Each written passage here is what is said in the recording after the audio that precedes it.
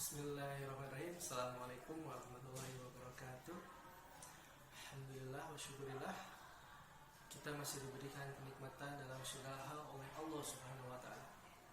Oke, perkenalkan, nama saya adalah Nanda Febriana.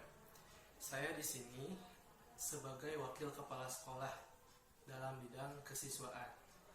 Oke, pada kesempatan kali ini saya akan menyampaikan tata tertib sekolah selama daring di rumah. Oke. Biasanya tata tertib sekolah itu dilaksanakan di sekolah. Nah, untuk kali ini berbeda, maka saya akan menyampaikan beberapa poin mengenai tata tertib pembelajaran daring di rumah atau online. Oke, untuk tata tertib yang pertama, siswa mengikuti pembelajaran pada saat jam pembelajaran efektif, mulai dari jam 8 sampai jam 12 siang.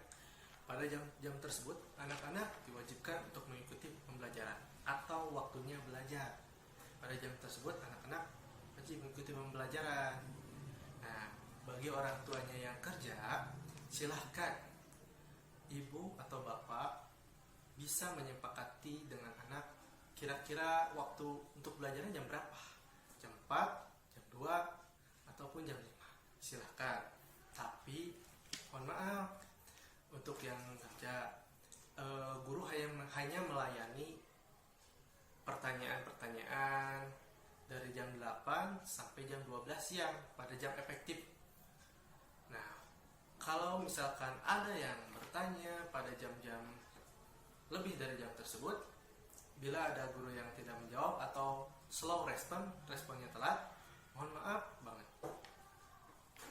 Nah, maka guru akan melayani atau menjawabnya pada keesokan harinya. Yang kedua, siswa wajib melakukan konfirmasi kehadiran setiap pembelajaran. Nanti di grupnya masing-masing akan disediakan form absen. Siapa yang sudah mengikuti, siapa yang belum. Yang ketiga, siswa aktif dalam kegiatan pembelajaran. Nah, boleh saat pembelajaran anak-anak jika ada yang tidak mengerti, boleh langsungkan tanyakan kepada guru kelasnya ataupun guru bidang studinya. Dan jangan lupa, jika ada tugas, kerjakan. Jika ada challenge dari gurunya yang memberikan, boleh kalian aktif dalam pembelajaran. Yang keempat, siswa yang berhalangan mengikuti pembelajaran melakukan konfirmasi kepada wali kelas. Ya, mungkin saat anaknya sakit, boleh konfirmasi, ibu, pak, anak saya tidak bisa mengikuti pembelajaran karena sakit. Ya, jadi ada sistem izin atau sakit. Yang kelima, semua siswa mengikuti pembelajaran tepat waktu sesuai jadwal pembelajaran. Nah, nanti ada jadwalnya nanti dibagikan. Nah, diharapkan siswa mengikuti pada jam-jam tersebut. Kenapa? Karena biar untuk lebih mempermudah menanyakannya, karena guru melayani pada jam-jam tersebut. Yang keenam, dalam penggunaan gawai atau handphone, nah, siswa-siswa diharapkan dalam pengawasan atau dampingan orang tua. Jadi didampingi saja orang tua, cukup mendampingi anaknya saja, bukan mengajarinya, tapi mendampingi di sampingnya. Cara menggunakannya, takutnya ada salah klik ataupun salah pencet, nanti error. Itu ya, mohon bantuannya. Yang ketujuh, jika ada materi yang kurang dipahami, nah, siswa atau orang tua dipersilahkan untuk menghubungi guru kelas atau guru bidang studi pada jam efektif. Yang tadi yang itu jam 8 sampai jam 12 ya. Kedelapan, siswa atau orang tua dapat menghubungi guru kelas atau guru bidang studi di luar jam pembelajaran, yaitu jam 8 sampai jam 12. Lewat dari itu, silahkan melakukan dulu kesepakatan. Jika sudah ada kesepakatan yang dijanjikan atau ditentukan, maka silahkan lanjutkan. Jadi harus ada kesepakatan sebelumnya.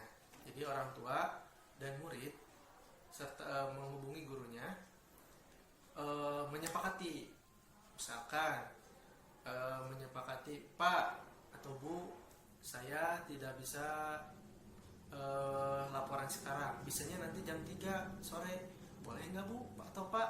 Nah, Jika sudah ada perjanjian tersebut sebelumnya, silahkan. Karena guru-guru melayani pertanyaan dari jam 8 sampai jam 12 siang. Jika lebih dari itu, dibalas untuk keesokan harinya, terkecuali sudah ada perjanjian dahulu sebelumnya bersama gurunya.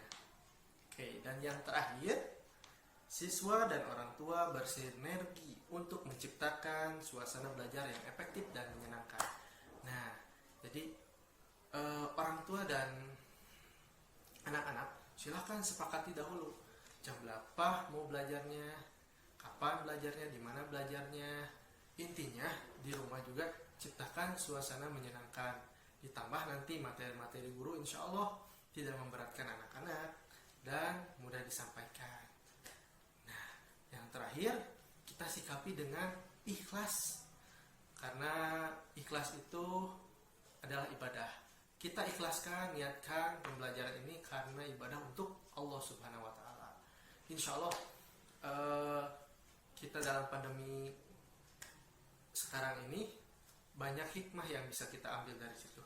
Kita bisa berkumpul dengan keluarga, lebih dekat dengan keluarga, ibu bapak lebih dekat dengan anak, dan ibu bapak anak juga melek dalam teknologi, termasuk dalam pembelajaran online ini. Ya, banyak hikmah di antara mata-mata untuk memberatkan kita semua, tapi untuk menguji kita. Insya Allah kalau kitanya sabar, insya Allah kita bisa melewatinya. Nah, itulah beberapa tata tertib saat daring atau pembelajaran di rumah. Nah, semangat untuk pembelajaran di rumah, tetap jaga kesehatan, jaga jarak, jaga kebersihan. Semangat belajar anak-anakku. Semoga kita bertemu lagi di sekolah saat pandemi ini telah berakhir. Mudah-mudahan segera berakhir ya. Oke, cukup dari saya. Dari bidang kesiswaan, mohon maaf atas kesalahan dari kata-kata maupun perbuatan saya. Assalamualaikum warahmatullahi wabarakatuh.